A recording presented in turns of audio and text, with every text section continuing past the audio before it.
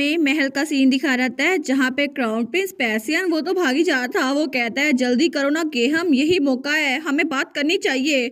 और तब गेहम उसके पीछे पीछे भाग रहा था। वो कहता है प्लीज क्राउन प्रिंस रुक तो जाएं, आप इतना जल्दी भागेंगे ना तो नीचे गिर जाएंगे। और उसको तो बहुत ज्यादा थकावट हो रही थी। वो सोचता है सीरियसली मुझे पता है कि एरिनल को बहुत ज्यादा पसंद करते हैं, लेकिन इनकी फीलिंग्स तो ये तो रोज बरोज बढ़ती जा रही हैं। और इनकी फीलिंग्स तो इतनी ज्यादा बढ़ गई हैं कि इनसे मुझे याद आता है हिज मैजेस्टी जब वो अपनी छोटी उम्र में थे ना तब भी बिल्कुल ऐसे ही थे।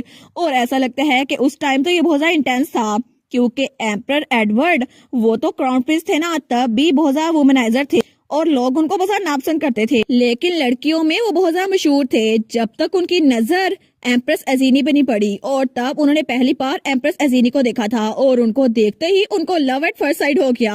और तब उन्होंने उन लड़कियों को छोड़ा और एम्प्रेस एजीनी के पीछे भागे। तो सब लोग उनको पीछे से बुलाए जा रहे थे, योर हाइनेस प्लीज रुक जाएं। लेकिन वो तब भी एम्प्रेस के सामने झुक गए और अचानक से एक रात में वो बदल गए और वो कोई ऐसे इंसान बन गए जिनका प्यार सिर्फ एम्प्रेस एजीनी के लिए था, उसके अलावा वो किसी को देखते ही नहीं थे। ऑफ कोर्स बात तो ये थी ना, एम्प्रेस एजीनी ने उनका प्यार इतनी जल्दी कबूल नहीं किया क्योंकि उनको एम्प्रेस शुरू से पसंद नहीं थे और अगर कुछ भी था ना तो वो उन्हें नापसंद करती थी। लेकिन एम्प्रेस एजीनी की रिजेक्शन के बावजूद भी वो हटे नहीं। उन्होंने कहा मैं बिल्कुल ही जाऊंगा जब तक एजीनी बाहर नहीं आ रही थी। और वो तो वहाँ लेट गए थे बिल्कुल जैसे अब क्राउन प्रिंस लेटता है। लेकिन तब भी गेहम उसके साथ था। वो कहता है योर हाइनेस 8 घंटे हो गए हैं, प्लीज अब तो चले ना। और तब जब किसी लड़के ने उनकी तरफ देखा था तो वो उनको मुक्का मारने के लिए आगे बढ़े थे। तुम्हारी हिम्मत कैसे हुई एजीनी के साथ 3 सेकंड से ज्यादा आई कांटेक्ट करने की?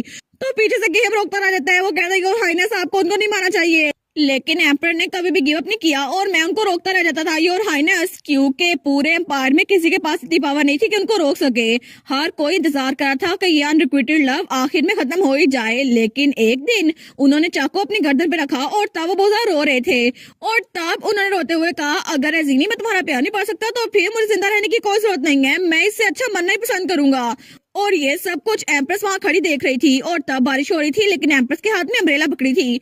वो कहता है मुझे माफ कर दो कि तुम्हें इतना ज्यादा पसंद करता हूँ, लेकिन अपने प्यार का इजहार करने का इकलौता तरीका बचा है मेरे पास। और इस तरह उन्होंने रोते हुए एम्प्रेस अजीनी से अपने प्यार का इजहार किया।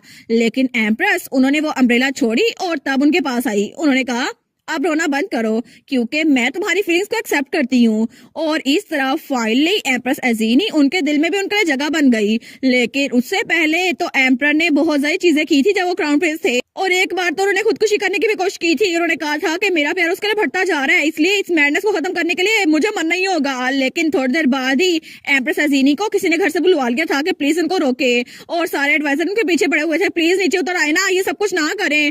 और सबको लगता था कि एम्प्रेस अजीनी उन्होंने अंडर प्रेशर आकर ये सब कुछ कबूल किया है। लेकिन एम्प्रेस की आखिरी बात ये थी कितना क्यूट है ना कि एक रोता हुआ लड़का मुझे कन्फेस कर रहा है, इससे ज्यादा क्यूट क्या हो सकता है। तो गेहम सोचता है उसी वक्त मुझे पता चल गया कि ये दोनों एक दूसरे के लिए बने हैं और दोनों एक दूसरे से कम नहीं है। लेकिन तब वो क्राउन प्रिंस पैसन को देखता है जो इधर तो घूम रहा था। वो सोचता है क्राउन प्रिंस को देखकर लगता है कि इन्होंने दोनों का ब्लड लाइन लिया है, इसी वजह से ये दोनों की तरह ऑब्सेस है। लेकिन आखिर में एर्नल सेंसर ये उन्हीं को फॉलो करेंगे और ये नेचुरल है ना कि ये भी अपने प्यार के लिए कुछ भी कर सके। तो क्राउन प्रिंस पैसन कहता है इधर आओ मिहन, हमें इधर जाना होगा। लेकिन वो सोचता है अगर सब कुछ ऐसे चलता रहा और यंग लेडी वो बच ना पाई तो क्या होगा। मुझे लगता है कि क्राउन प्रिंस पैसियन वो भी बिल्कुल पागल हो जाएंगे और यही बात मुझे बिल्कुल अनॉक्शियस करती है। और मुझे इस बात का डर है कि आखिर फ्यूचर में होगा क्या।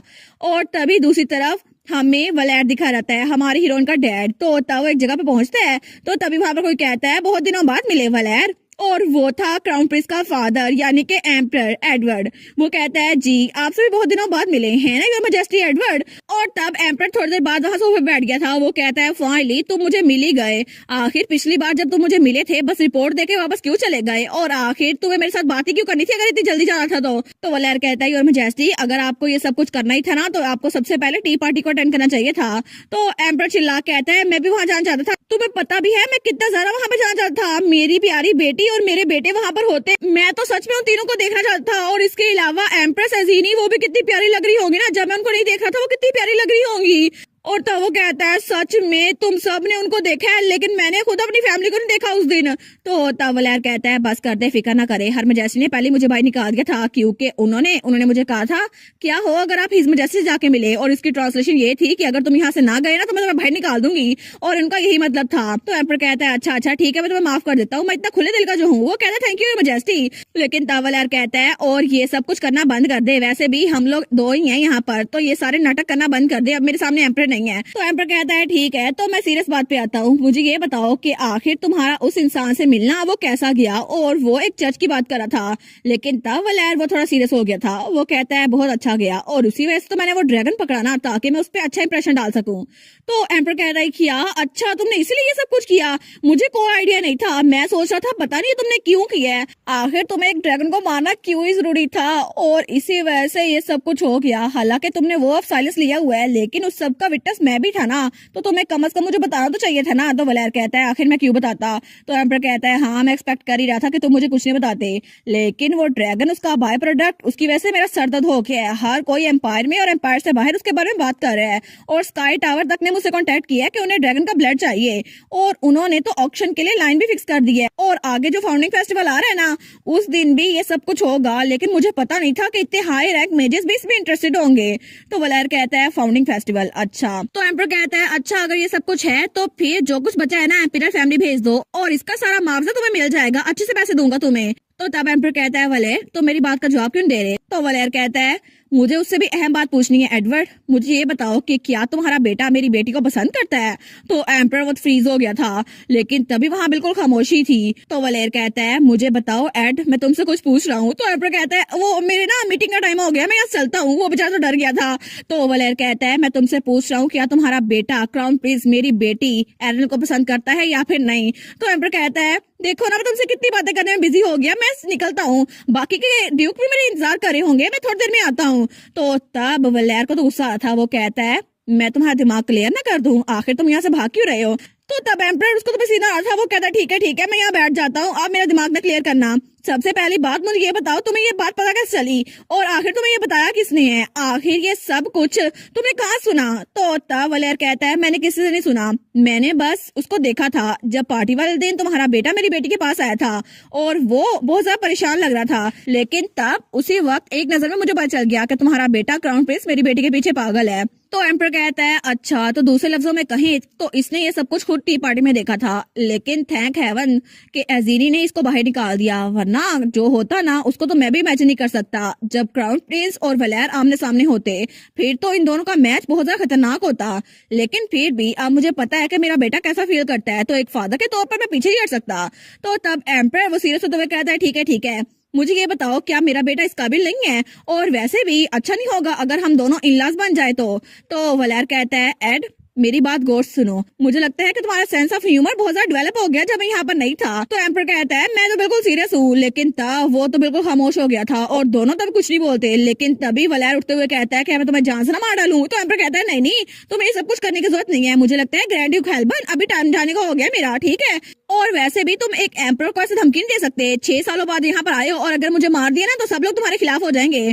तो वलेर कहता है ओहो क्या करना पड़ रहा है मुझे। तो वो कहता है ओए ये ऐसी बातें ना करो मुझे, और आखिर ये ब्लड लस्ट खत्म करो और चलो चलते हैं यहाँ से। तो दोनों भाई निकल आए थे। तो तब वलेर जाते हुए कहता है एनीवेज मेरी बेटी ऑफ लिमिट है, तुम उससे दूर रहना और अपने बेटे को भी दूर रखना। वो कहता है लेकिन क्यों।